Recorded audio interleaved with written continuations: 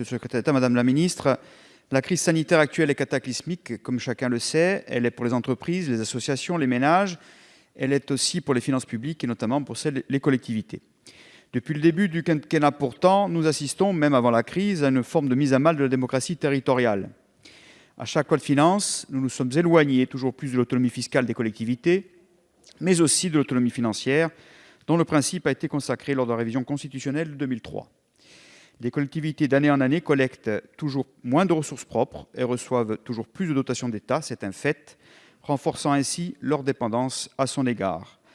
Toutes les réformes entreprises vont pour l'instant dans ce sens: suppression de la taxe d'habitation, baisse de la taxe foncière sur les propriétés bâties et CFE, ou encore cette année même, réduction de la moitié de la CVAE, recentralisation auprès de la DGFiP de taxes diverses comme celle sur l'électricité.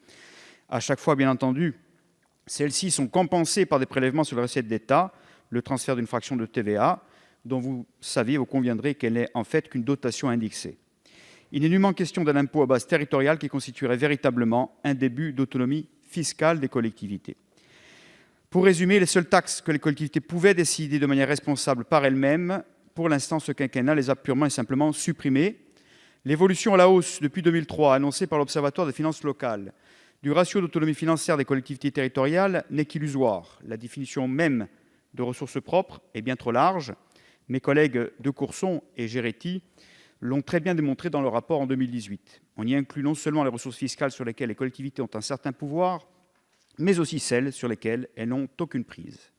Les collectivités ne sont pour l'instant ni plus ni moins que des gestionnaires de dotations d'État. Nous sommes bien loin de la responsabilisation mise en avant par le Président de la République et que l'on devrait traduire notamment dans le projet de loi 3D que nous attendons.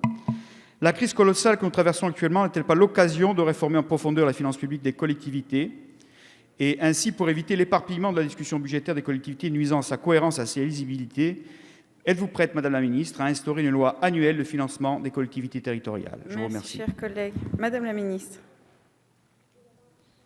Monsieur Acquaviva, quelques mots pour vous dire que naturellement, quand le président de la République annonce dans sa campagne électorale qu'il va supprimer la taxe d'habitation, il tient ses engagements.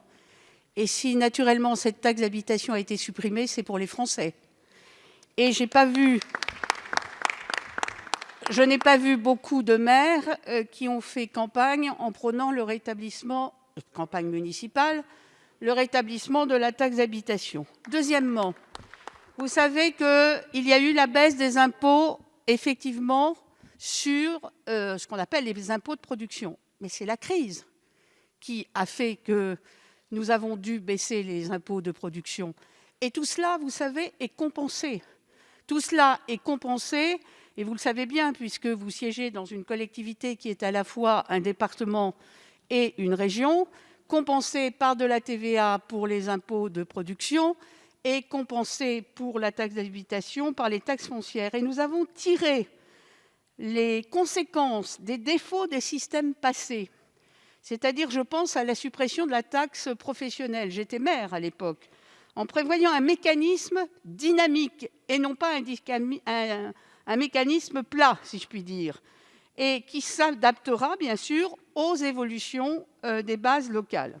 Alors, bien évidemment, on entend, est-ce que ça va durer? Est-ce que voilà. J'espère que ça va durer. D'ailleurs, il faudra réélire la même majorité pour être sûr que ça dure. Et en tout cas, ça va durer. Je vais vous dire la meilleure preuve, c'est ce que nous faisons depuis 4 ans, puisque nous tenons toujours les engagements que nous avons pris.